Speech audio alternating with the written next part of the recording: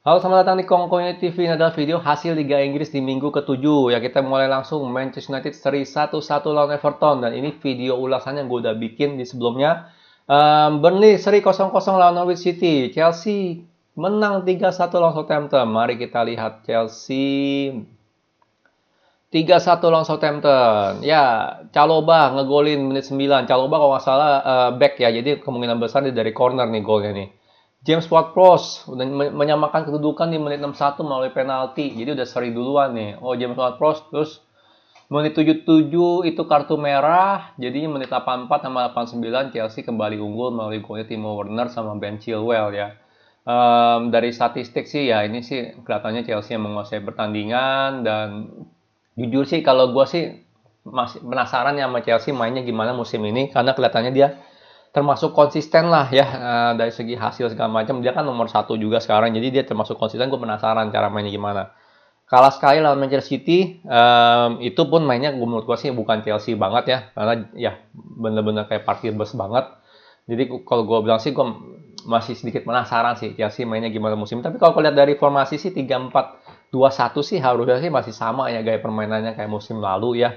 Nah, yang gue mau ngomongin soal Chelsea, kalau kalian baca di ya di berita-berita ya, Conte bilang Tuchel pakai Lukaku itu salah ya, karena di Chelsea Lukaku itu dijadikan target man, benar-benar 100% target man, nggak dikasih untuk turun, mundur, untuk ngambil bola ya atau nahan bola atau untuk buat nahan bola atau dribble, nggak dikasih. Dia jadi benar-benar 100% target man, nunggu umpan, dia finishing.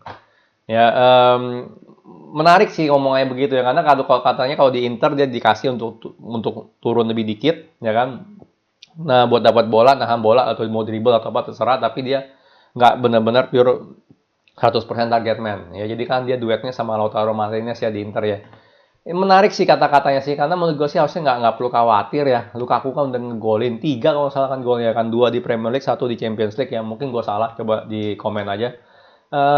Jadi harusnya nggak masalah sih benar nggak. Dia kan bukan bukan kayak Timo Werner yang ya dalam dalam 8-10 pertandingan satu gol benar nggak ya kan missnya 10 gitu kan enggak kan benar nggak. Jadi kalau Lukaku sih menurutku nggak worry.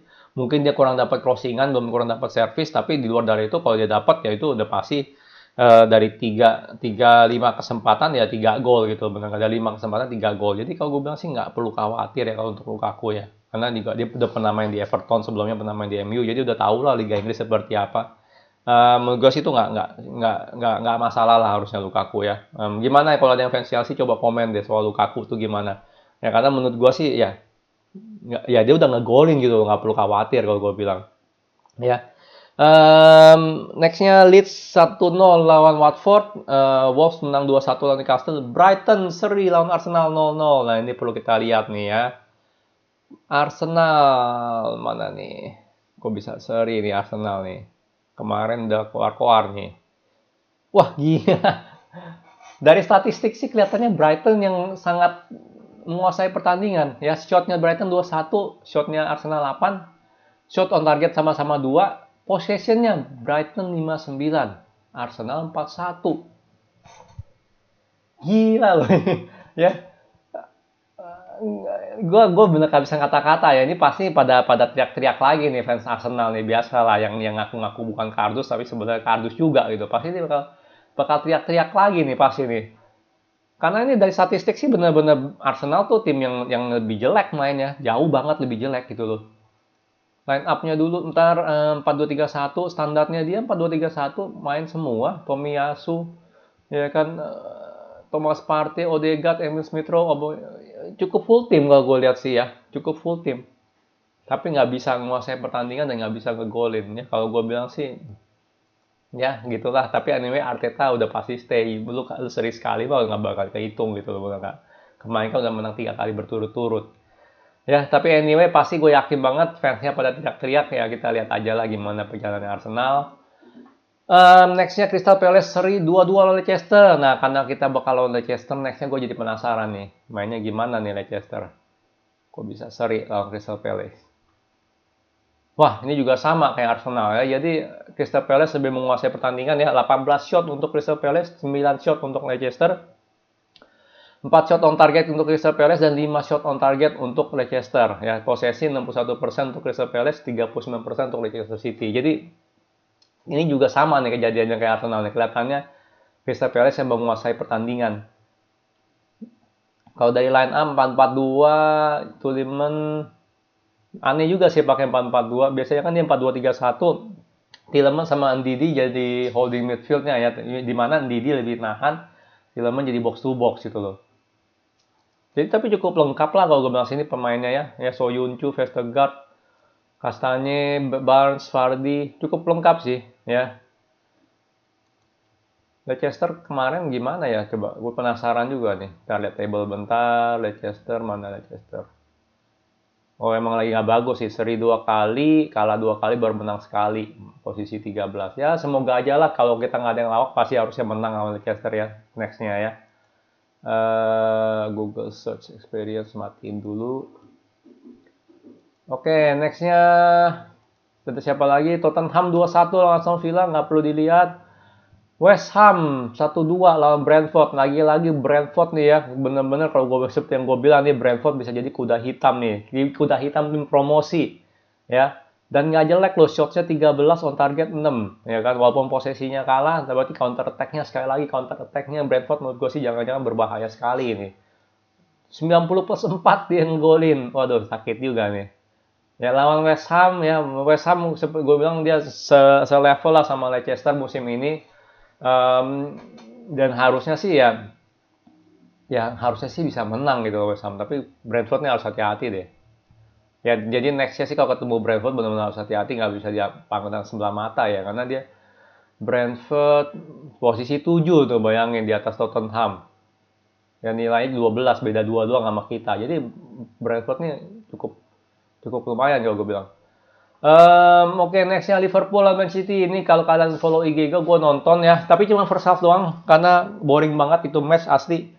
Kelihatan Liverpool nggak ngegas, Man City juga nggak ngegas ya. Terlalu apa ya, terlalu berhati-hati, terlalu play safe ya, benar-benar nggak mau apa ya, nggak mau terlalu terbuka juga mainnya gitu ya kan. Tapi tetap aja lah, namanya Man City sama Liverpool, mereka play safe-nya tetap pressing high. 6 orang ya pressing high, yang nggak kayak kita cuma 3 orang pressing high, terus 7-6 orang di belakang ngendok gitu loh. Ya, jadi beda banget lah gaya permainannya, tapi tetap mereka tetap mainnya keren, mainnya lumayan lah gitu. Cuman ya mereka terlihat berhati-hati gitu dan sangat-sangat apa ya, sabar lah dalam create chances ya. Dan kalau kalian bisa lihat lah di statistiknya ya, minimal babak pertama itu nggak banyak shotnya loh. Kayak main cuma 3 sama 2 kali ya, Liverpool sama Man City. Tuh, ya kan. Jadi shotnya aja Liverpool 6 sama 4. 6 shot untuk Liverpool, 4 on target untuk Liverpool, sementara Man City 12 shots dan 3 on target ya. Jadi kalau gue bilang sih emang apa namanya nggak terlalu ngegas sih. Posisi sih hampir sama, 48 sama 52% ya. Jadi emang kemarin sih boring sih gue sih babak pertama ya. Mungkin babak kedua nih kan golnya babak kedua semua nih. Mungkin mereka pemainnya udah beda ya. Mungkin yang nonton sampai full bisa komen ya. Babak kedua tuh jalannya gimana sih. Tapi gue nonton babak pertama udah begitu.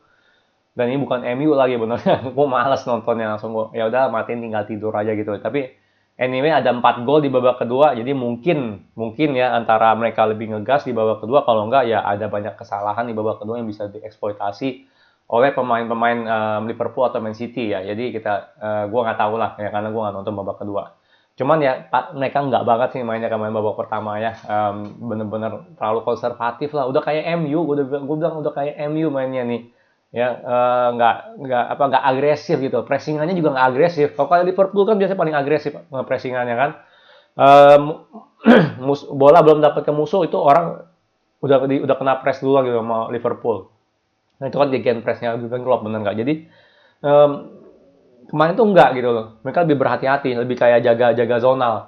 Ya, dia press high tapi jaga zonal, nggak terlalu langsung maju untuk ngepress orang ya gitu. Ya, jadi mungkin dia juga takut kena celah lah gitu, kena counter atau apa. Tapi ya lebih sangat konservatif lah, bener-bener bukan kayak Liverpool, bukan kayak Manchester City kalau bahas mainnya ya.